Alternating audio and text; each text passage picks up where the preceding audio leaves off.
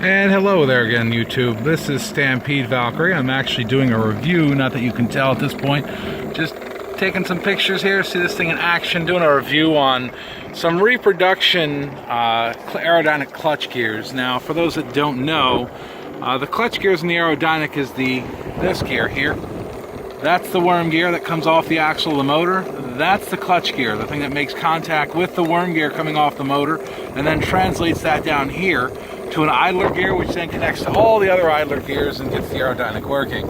Except when the wind doesn't want to cooperate with me and trolls me while I'm trying to make a video. Anyway, so it's pretty cold out here. I'm going to make this short, but what I wanted to do is take a quick video of the Reproduction gears that were manufactured by Ryan. elightbars member there, Ryan. I'll put information in the post once I actually post this video. The gear on the right is an original gear. In other words, that's an original clutch gear. This thing is worth its weight in gold, in my opinion. Many bars that require that gear in order to even bring back to life and get working. The gear on the left is Ryan's version of the Aerodynic clutch gear. As you can see, there's a couple, as I launch it, a couple differences visually, as you can see, obviously besides color because of age. The teeth look like they're pretty well. I mean, if you compare the two of them side by side, they're almost identical. The Reproduction bar, however, does not have what do you call the secondary teeth that the first one does have. Now, I don't know what those teeth were for. They weren't used on the Aerodynic, but I'm told from other people that this gear was found in other Federal lights. One of them was a later version of the Model 14, maybe a beacon ray at some point, but this gear was used elsewhere. It's very possible that's what those teeth were used for, and this was repurposed for the Aerodynic. The humming you hear in the background is this bar, and this is kind of my beater bar. I'm kind of torture testing Ryan's gear as we speak, and it's working. Just as a background, just so I can basically be on the level, I've reproduced these gears myself using 3D printing, and I've had mixed results. Had some successes, I've had some failures, and never really wanted to take it out there to sell to people. It was more for me and myself trying to get things done. My results with the 3D printing were a mixed bag, a success, not success. Looks like in this instance, Ryan has actually worked with somebody to mass manufacture these gears, which is awesome. That's less stuff for me to do, so on and so forth. Great thing. So, only reason why I'm really talking about this is just to give you an idea as to how the two of them compare. In other words, a real one versus the Reproduction one. You can see some of the differences in manufacturing. Obviously, the hollowness on the bottom of the OEM gear. There is no hollowness on the bottom of that gear. It looks like the roll pins are still where they belong. You can see on this gear, the roll pin, that's the hole right there. The roll pin on this guy, right there. So when these things get installed, they actually go like this. So it's kind of a reverse. The top of the gear is where the top of my finger is, and the bottom of the gear is where my thumb is.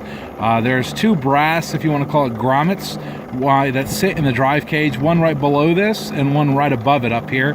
They keep the entire drive axle, if I can actually get here and show you, from moving as I go down. The drive axle the gear sits in. You can see the push pin there on the bottom as where it's going through. This gear looks like it works pretty well. I mean, at this point here, the only discrepancy I can tell you that I've encountered just playing around with it is the tolerance of the drive axle going through the Reproduction gear. It's a little loose, but that really doesn't make a difference. Once that push pin, and if we go back here, I can show it to you again. Once that push pin that you can see spinning around there on the bottom is installed and goes through, it doesn't move at all. So in this instance, really all I'm doing, and the reason why it's connected to this bar is just it's not a junk bar, but it's one of my junk bars that I use to test other things with. So right now it's just running. I want to see it run for a little bit. This would be more of a real world test versus a restored test, because if this gear can push this bar, then it'll push pretty much any bar as long as it's functional. So that's it in a nutshell. I'm going to keep this guy short. Just as you can see, it's dirty as all get out. It's not really even hooked up right. But all in all, I'm actually going to come back and say that on a scale of 1 to 10, I would probably rate this gear probably a solid 8, possibly a 9. I still would prefer the original OEM gear, just because, as you can see, there were certain things cut off the gear, like the secondary teeth that were on the original OEM gear that aren't on the Repro gear. Now, for Aerodynics, it doesn't make a difference. That's just a matter of your personal taste. Trying to find an OEM gear, though, is like trying to pull teeth.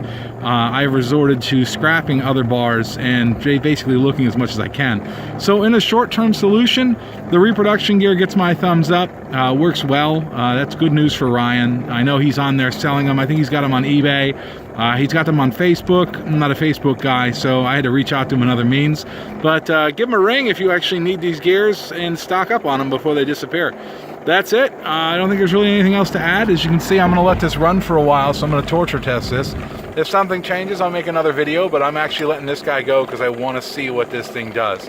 I want to make sure that it can hold up over time, as I've got bars that are still in use, maybe not necessarily full active duty, but are still in use and need this gear. I need to make sure it's going to be proof for.